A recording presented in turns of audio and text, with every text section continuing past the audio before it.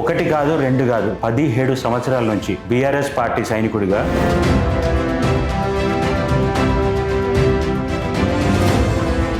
BRS party నాయకుడు అనకుండా BRS party సైనికుడు అన్నారు. ఏమన్నా ఫీల్ అవుతున్నారన్నా? లేదు, నేను సైనికుడిని అన్న.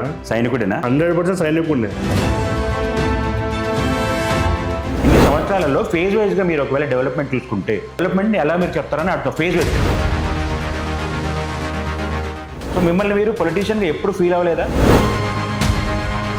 రిప్రజెంటేటివ్గా కేసీఆర్ గారు కానీ కేటీఆర్ గారు కానీ ఎడ్యుకేషన్ డిపార్ట్మెంట్ మినిస్టర్స్ కానీ ఇలా ఈ ప్రాబ్లం ఉంది, ఇక్కడ ఇంతే ఉంది, ఇంకా ఇన్ఫ్రాస్ట్రక్చర్ పెంచాలి అని మీరు వాళ్ళ దృష్టికి తీసుకెళ్ళలేదన్నా? తీసుకెళ్ళడానికి గురుకులాలు పెట్టినారు. ఆ గురుకులాలు పెట్టిన గురుకులాలు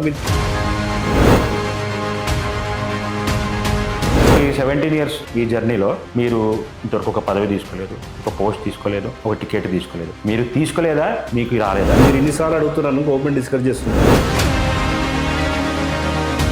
లింగంపల్లి కాన్స్టిట్యుయెన్సీలో కొంతమంది కార్పొరేటర్లు కాంగ్రెస్ పార్టీలోకి మారారు. వాళ్ళు మారిపోయారు కాబట్టి బీఆర్ఎస్ క్యాండిడేట్లను ఏదైనా నిల్చోబెడతారు అనుకోండి. అవును. అప్పుడు ఈ ఫైట్ని ఎలా మీరు రోజు అదే పని అంటే మేము ఎలక్షన్లు ఎప్పుడు వస్తాయి ఎప్పుడు లేదు అన్నది గవర్నమెంట్లో ఉన్నోడికి నుంచి ఉండి తర్వాత కూడా మీరు ఇప్పుడు కంటిన్యూ అవుతున్నారు కదా, మరి మిమ్మల్ని నమ్మి ఎందుకు మీకు ఒక టికెట్ కానీ ఒక పోస్ట్ కానీ ఒక పదవి ఇవ్వాలనేది ఎందుకు పార్టీ దృష్టికి వెళ్ళట్లేదు? సమయం వచ్చినప్పుడు వాళ్ళే ఇస్తారన్న. ఈ 17 years టైంలో మీకు ఎప్పుడన్నా అంటే అసలు ఆపేద్దాం మీ పాలిటిక్స్ అని ఎప్పుడన్నా అనిపించిందా? చాలా సందర్భాలు అనిపిస్తాను. మళ్ళీ ఎట్లా మోటివేట్ అవుతారు? పాలిటిక్స్ అనేది ఒక వ్యసనం. ఇది అంటే సిగరెట్ తాగేటోడే ఒక వ్యసనంలాగా ఫీల్ అవుతారు, మందు తాగేటోడే వ్యసనంలాగా ఫీల్ అవుతారు. మీతో పాటు పాలిటిక్స్లో స్టార్ట్ అయిన వాళ్ళు చాలా మంది ఉండొచ్చు, మిమ్మల్ని దాటి మీకంటే నెక్స్ట్ లెవెల్కి ఎదిగిన వాళ్ళు ఉండొచ్చు. అందులో అది చూసినప్పుడు ఎప్పుడు మీకు బాధ అనిపించలేదు? నేను ఎప్పుడు ఫీల్ అవ్వనన్నా. నేను గొప్ప చెప్పుకుంటా. షేర్లింగంపల్లిలో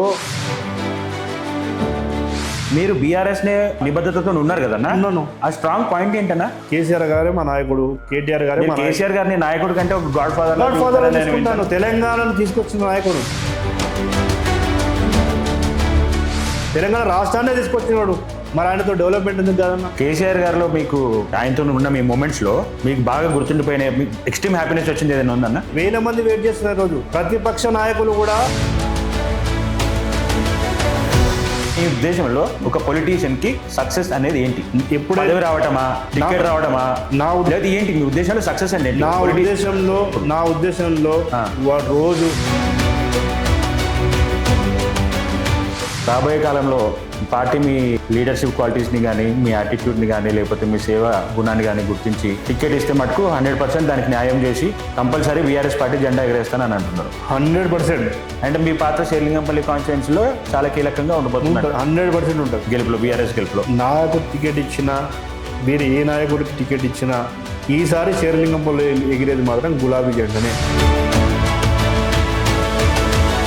ఈసారి ప్రత్యర్థులకు, ప్రతిపక్షాలకు డిపాజిట్లు కాకుండా ఈరోజు షేర్లింగంపల్లిలో జెండా ఎగరైపోతున్నాం. సో లీడర్లు మారడం వల్ల మీకు వచ్చిన నష్టం ఏం లేదు. నాకేం నష్టం అన్నా? మీకనే కదా, పార్టీకి కూడా. పార్టీకి ఏం నష్టం? పార్టీకి నాలాంటి సైనికులు ఉన్నారు. నాలాంటి కేసీఆర్ సైనికులు ఉన్నన్ని రోజులు పార్టీ ఇంటికి కూడా ఎవరు బీగలేదు. చెప్పుతున్నా